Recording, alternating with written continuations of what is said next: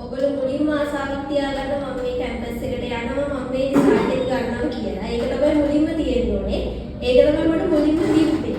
ඔතන ඉඳගෙන ඉන්නකොට මට පුදුම ආසාවක් තිබ්බා ඔය සර් කැම්පස් ගැන කතා කියනකොට කැම්පස් යන්න ඕනේ ගිහිල්ලා බලන්න ඕනේ සර් කියන ඒවා මේ විදිහටම තියෙනවද කියලා. ඒ ආසාව හැදුනේ හින්දා තමයි මම හිතන්නේ අද මම මෙතන ඉන්නේ. මගේ ෆස්ට් ඉයර් එකේ මට තියෙන්නේ ඒකයි B2යි. ඒ කාලේ මම මුල් කාලේ වැඩ කරේ නෑ පොඩක් වැඩ කරේ නෑ. අන්තිම මාස 6 වගේ තමයි වැඩ කරන්න ගත්තේ. ඒකත් ලොකු හේතුවක් හින්දා.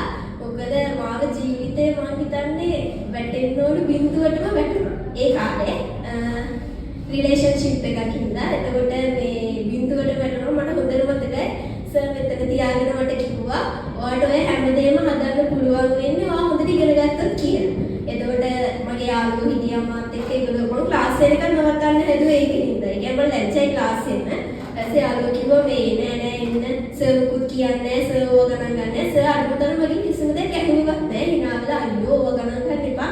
ඔයාගේ වැඩේ කරගන්න කියලා තමයි කිව්වේ. ඊට පස්සේ මම වැඩ කරන්න පටන් ගත්තේ. ඊට පස්සේ මේ පාඩම් කරන්න ගත්තා. ඊට පස්සේ වැඩ කරා. සර් හිතාගෙන ඉඳී ඒ පාරේ ඒ තුනක් දායි කියලා. මොකද මේ හැමෝම ඉඳන් කිව්ව තමයි මම සෑහෙන්න මහන්සි වුණා. ඒත් මට ආවේ ඒකයි B2යි. එතකොට ඒකයි B2යි ආව මම ඇඬුවා. ඇයි මම මෙච්චර මහන්සි වෙලා මේ රිසල්ට් එක ආවේ කියලා. එන්නටම ඇඬුවා. ඊට පස්සේ ඒ හින්දා මම ආයෙ සෙකන්ඩ් කරන්න කියලා. සර් කිව්වා මගේ යාළුවෝ දෙන්නම් කරා සෙකන්ඩ් යාළුවෝ දෙන්නම් දැන් කැම්පස් ඊට පස්සේ මේ සර් කිව්වා කරන්නේ මම කිව්වා අනේ බෑ සර් මට බෑ මොන ලියන්නේ ආයේ කියලා. එහෙම හිතුවේ ඇයි අච්චර මහන්සි වෙලා ඇයි මට මේ රිසල්ට් එක ආවේ කියලා. ඒක මොකද සෑහෙන්න මහන්සි වුණා. ඊට පස්සේ ටික දවසක් යනකොට ඊට පස්සේ මට ඉතුරු ප්‍රයිවට් කරන්න තරම් මොකද මාස ෆස්ට් ඉයර් එක කරනකොට මාස හරියට මේ ලෙවලට මාස 3කට කලින් මට තාත්තා නැති වුණා. එතකොට ආයේ සෙකන්ඩ් ෂයි එකක් කරන්න මම හිතුවෙත් නෑ අනිත් ප්‍රයිවට් එකට සල්ලි නෑ. ඇත්තම කතාව ඒක. එච්චර ලොකු සල්ලිකාර පවුලලා නෙමෙයි අපි. ඒත් මම සෙකන්ඩ් ෂයි කරේ නෑ. මට අර පාඩම් කළේ පාවලා තිබුණ නිසා මම කරේ නෑ. ඊට ටික දවසක් යනකොට මට තේරුණා මේක හරියන්නේ නෑ. මේ විදිහට කිව්වොත් ඉතින් කට්ටිය කියන විදිහට වැඩ කරගෙන ඉන්න තමයි වෙන්නේ කියලා. ආයේ මම 2025 දී ඒ ලෙවල් යන පටන් ගන්නකොට කවුරුත්ම කැමති වුණේ නෑ. අනුතම මගේ අම්මවත් කැමති වුණේ නෑ. අම්මා කිව්ව බොරුවට සල්ලි නාස්ති කරන්න එපා. මේ කොච්චර වියදමක් යනවද කියලා. මම හිතන්නේ සර්වත් හිතන්නේ නැතුව මම මෙතන ගිහලා ඉඳ ගන්නකොට මේ රිසල්ට් එක දායි කියලා. සර් කිව්වේ අයියෝ අපරාධනේ අරකයි මේකයි කියලා. ඒත් මම හිතාගත්ත නෑ මම මේක කොහොම හරි කරනවා කියලා.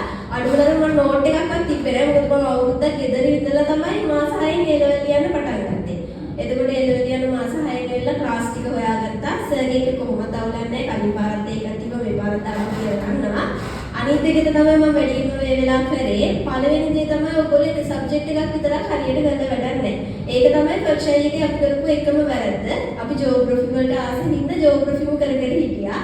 අනිත් එක සර් හැමදාම කිව්වා හරියට කරන්න ක්ලාස් එකක් හරියට හොයාගන්න එහෙම කියලා. ඒත් අපි කරගන්නද නෑ නෑ ඔක් කරගන්න පුළුවන් කියලා හිටියා. අන්තිමේදී ඒකයි B2යි ආවේ. මුලින්ම ආගේ සබ්ජෙක්ට් තුනටම හොඳ සර්ලා හොයාගෙන පන්ති යන්න. තව මාස 4ක් තියෙනවා හොඳටම ඇති. මොකද මම මාස 6න් තමයි ඔක්කොම අමතක වෙලා තියෙදි ආයෙ පාඩම් කරන්න පටන් ගත්තේ. මුලින්ම ඔයගොල්ලන්ට ආසාවක් තියාගන්න කැම්පස් යන්න ඔයගොල්ලන්ගේ අම්මලා තාත්තලා මහන්සි වෙනවා ඒකට වටිනාකමක් දෙන්න. අනිත් එක තමයි ඔයා සෙකන්ඩ් ෂයි කරන්න යනකොට ගොඩක් අය කියයි අයියෝ අපරාධේ තව අවුරුද්දක් පරක්කු වෙනවනේ එහෙම කියලා. මට කියන්න තියෙන්නේ ඔයාගේ හීන වලට එක්ස්පයර් ඩේට් එකක් නැහැ. ඒ නිසා කවදා වුණත් කමක් නැහැ. ඔයාට හීනයක් තියෙනවා